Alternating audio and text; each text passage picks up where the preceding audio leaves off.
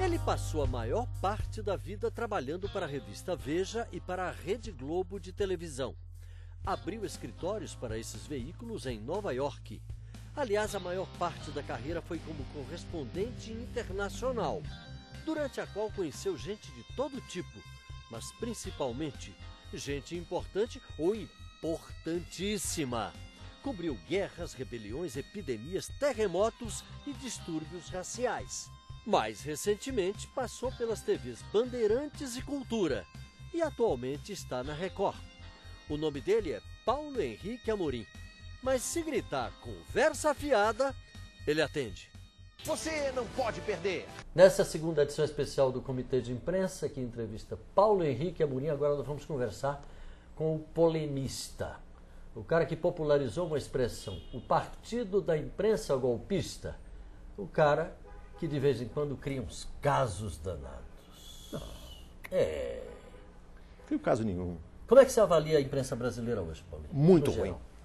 Muito ruim. Se você comparar a imprensa brasileira com a imprensa, especialmente a imprensa escrita, dos países de novas democracias, eu chamo nova democracia, aqueles países que viveram sob regimes fechados durante muito tempo e se abriram para a democracia recentemente. Portugal, Espanha, Argentina, Chile, México, Uruguai. Você verá que a imprensa brasileira é muito pior do que a imprensa desses países. Se você lê, por exemplo, La Nación, lê o Clarim, quando você abrir a Folha de São Paulo, você chora, lágrimas copiosas. Eu morei agora durante um mês, recentemente, fiquei lá trabalhando com a Record na cobertura dos Jogos Pan-Americanos de Guadalajara e lia diariamente os jornais mexicanos, o El Heraldo, por exemplo, e tal.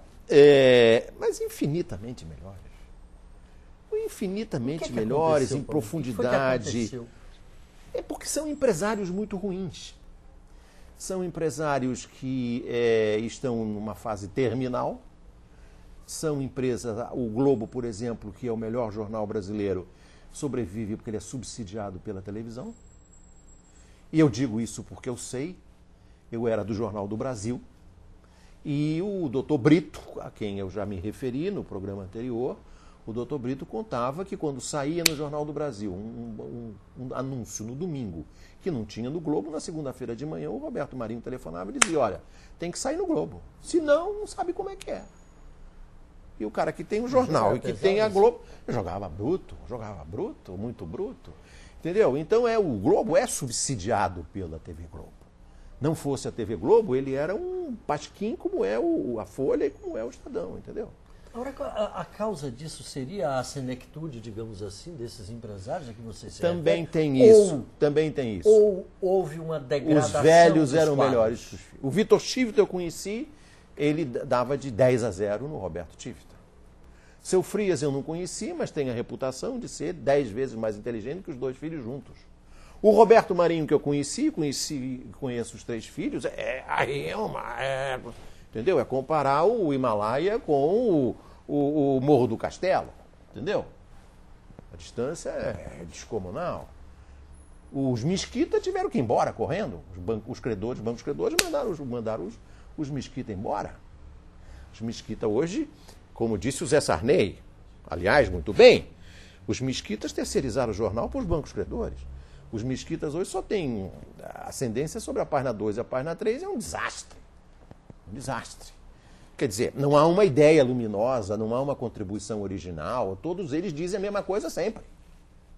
A defesa da economia de mercado. Aliás, as páginas de opinião dos jornais do Brasil são páginas de uma só opinião. Não há divergência, não há cotejo, não há debate, como no New York Times, como nos jornais europeus. Um dia escreve um cara de direita, amanhã escreve um cara de esquerda. E você fica ali balançando entre um e outro. Você se quiser só ler o cara de esquerda, eu, por exemplo, no New York Times só leio o Krugman. Os outros não me interessam. Não me interessam. Agora, você fala do partido da imprensa golpista. Sim. Mas esta imprensa que você chama de golpista foi a responsável pelas denúncias que derrubaram meia dúzia de ministros. Mas aí, meu querido, existe uma diferença fundamental. Eu acho muito bom que a imprensa golpista e a não golpista denuncie a corrupção e o mal feito. O meu problema com a imprensa golpista não é a denúncia de corrupção. O meu problema com a imprensa golpista é a parcialidade. Porque a imprensa golpista não denuncia, por exemplo, e não vai atrás do João Faustino da Controlar. Não vai atrás do presidente do metrô de São Paulo. Entendeu? E por aí vai. Então ficam perseguindo o Lupe, ficam perseguindo o Orlando Silva, ficam perseguindo o Palocci, em muitos casos com toda razão. Mas o problema é que existe um filtro, um tom, uma ênfase, a forma pela qual o Jornal Nacional anuncia as pseudo-crises, não é? Isso tudo constrói um quadro que é nada mais, nada menos do que a repetição incansável do golpe contra o Getúlio, que foi dado pelo PIG, do golpe contra o Juscelino, que foi dado contra o PIG. Tentaram derrubar o Juscelino várias vezes. Aquela frase do Lacerda, se for escolhido não é eleito, se for eleito não toma posse, toma...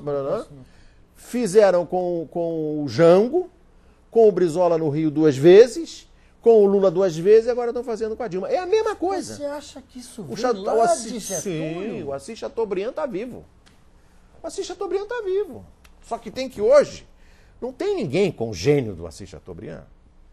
O Carlos Lacerda da última hora está vivo. Só onde é que tem um Carlos Lacerda hoje na imprensa brasileira? Não tem. Mas será que toda essa imprensa que você se refere, eu acredito que você esteja se referindo a toda a grande imprensa? Eu estou me referindo a Globo, Estadão, Folha e Veja, que aliás a Veja tem uma peculiaridade.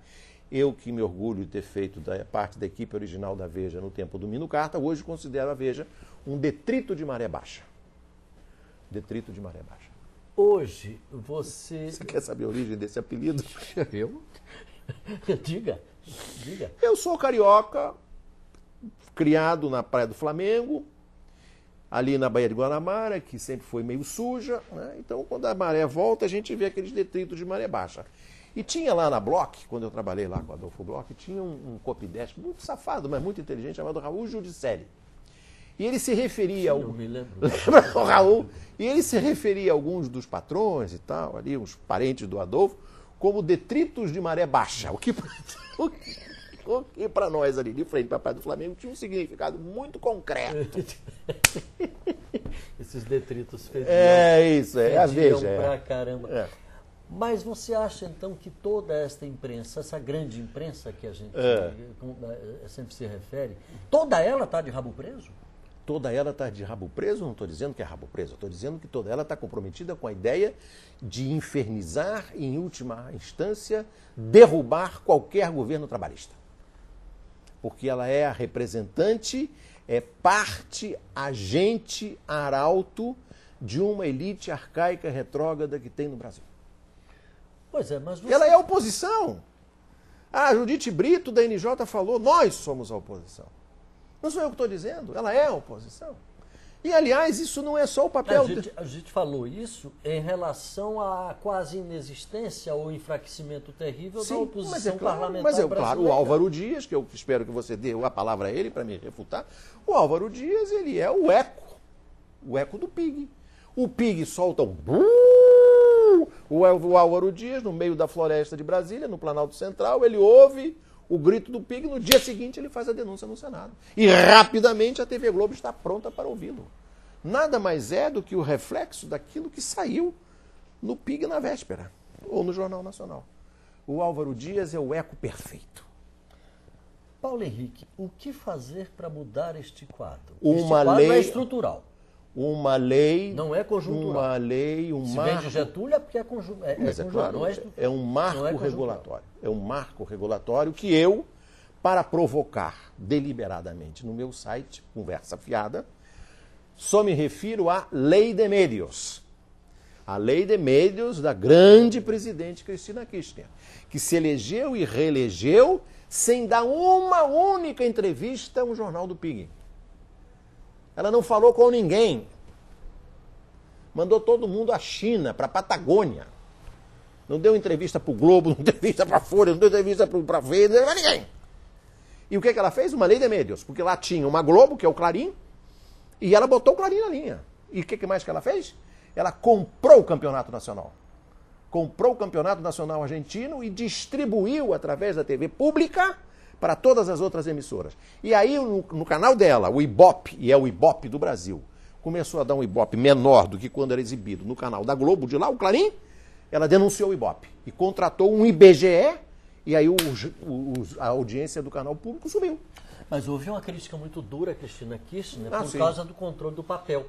Também. Porque disseram, olha, ela não está exercendo a censura direta, mas está controlando a distribuição de papel jornal, logo é um tipo de censura. Como é que foi? Como é que os jornalões da Argentina ficaram donos do papel? Durante o regime militar, eles se apropriaram da indústria do papel argentino. Eles se apropriaram. É época de Videla, daquele povo.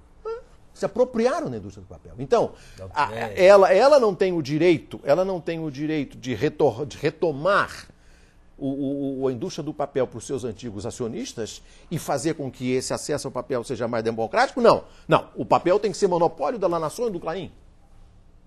Imagina você se no Brasil toda a produção de papel de imprensa tivesse na mão dos filhos do Roberto Marinho e dos filhos do Frias. Como é que ia ser? Voltando ao nosso quintal. O que é que você acha que pode ser feito aqui do ponto de vista dessa lei de médios, você se refere? Muito simples.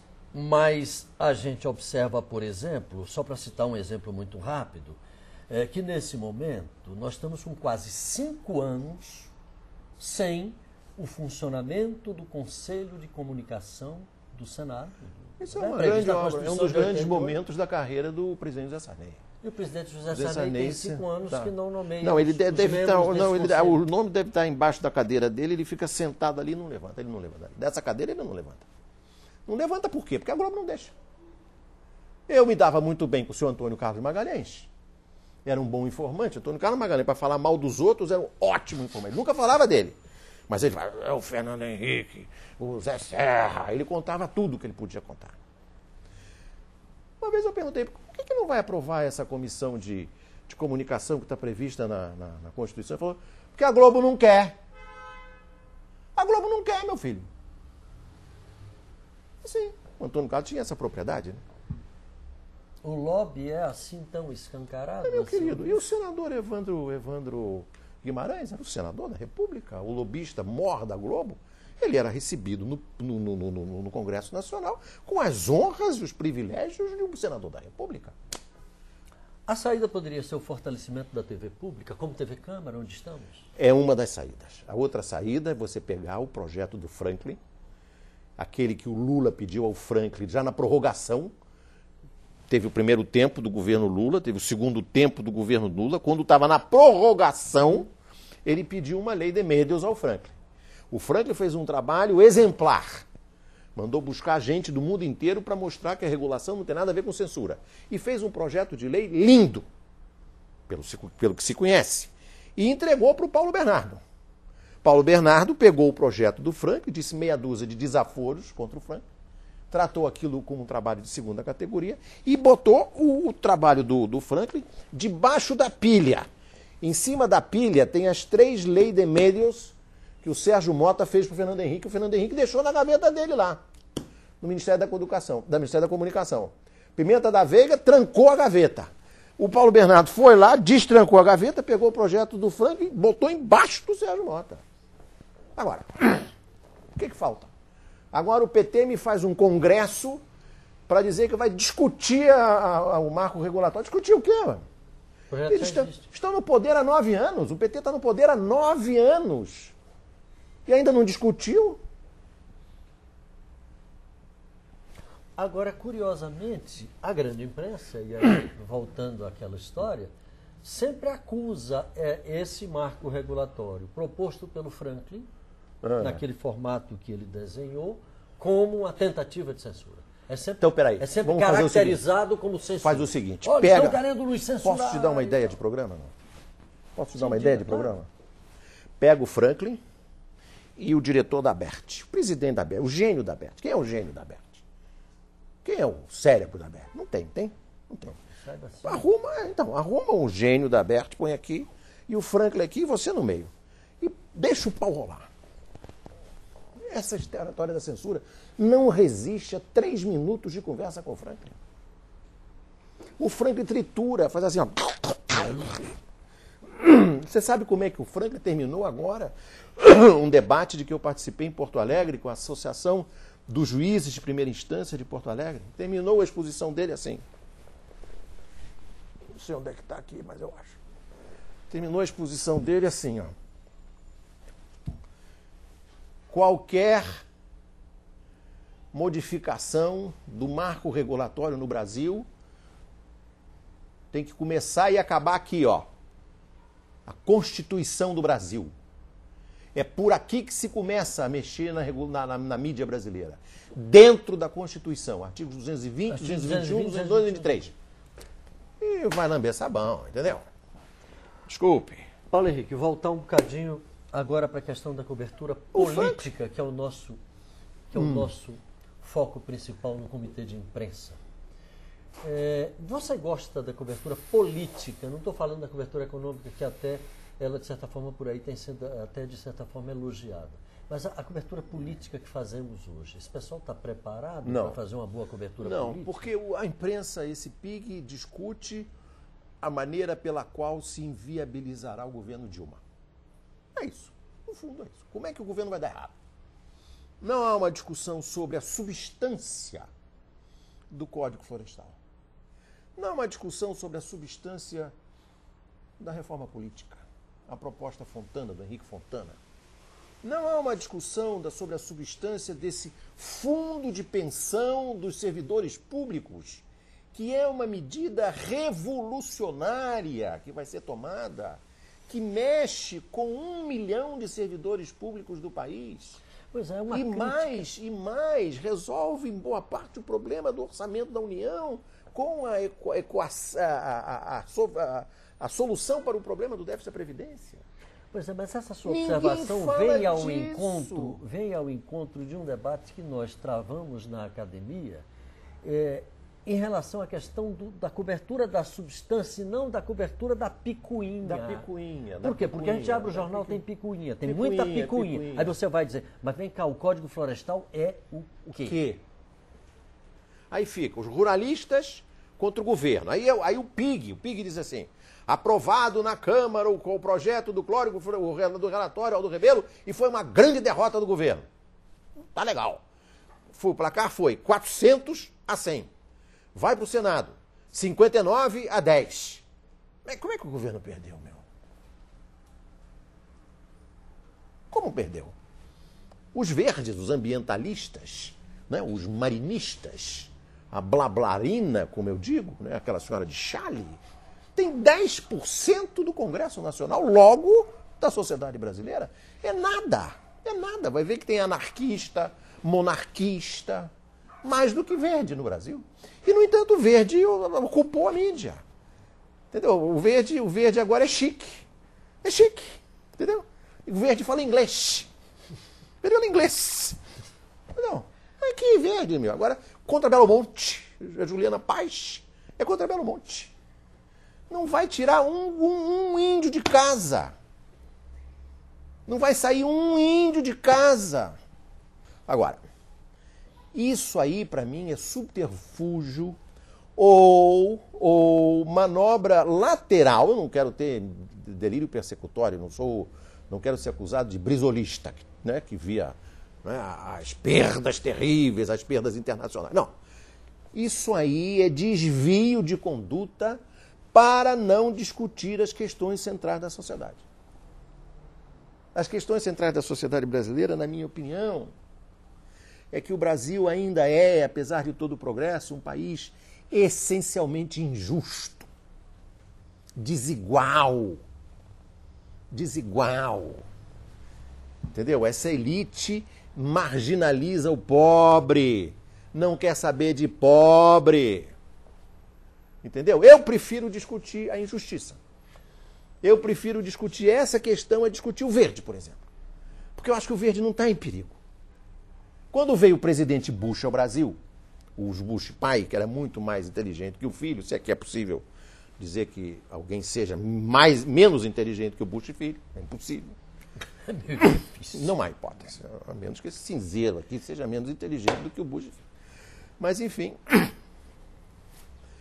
Ele veio na Rio 92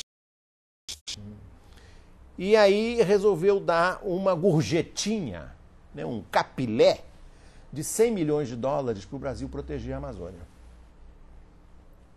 Aí fomos para a entrevista coletiva, lá no Rio Centro. E aí eu levantei, President Bush, quando o senhor voltar agora para os Estados Unidos, para Washington, lá para a base aérea de Andrews, durante mais ou menos umas 3 horas, o senhor vai voar sobre a floresta amazônica. E o senhor acha que 100 milhões de dólares servem para quê? Um pingo d'água naquela vastidão. Ah, não. Entendeu? O que ele respondeu? Eu tinha feito no Fantástico, antes dele chegar, uma matéria sobre a devastação nas florestas do Pacífico Noroeste nos Estados Unidos, para tirar madeira e vender para o Canadá, para a China e para o Japão, que saía pelo Pacífico. Eu fui lá, filmei tudo, peguei helicóptero, tudo devastado.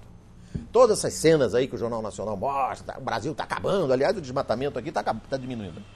Eu mostrei lá, sabe o que ele Bush fez? Queremos dizer que as florestas do Pacífico Noroeste agora estão muito preservadas e tal, defesa do meio bem no verde, o verde, o verde. Por quê? Porque o embaixador deve ter dito para ele, olha, esse murrinho aí foi lá no Pacífico Noroeste. Vai te chatear. Mas ele não falou dos 100 milhões de dólares. Paulo Henrique, vamos já nos encaminhando de novo para o final. Vamos embora.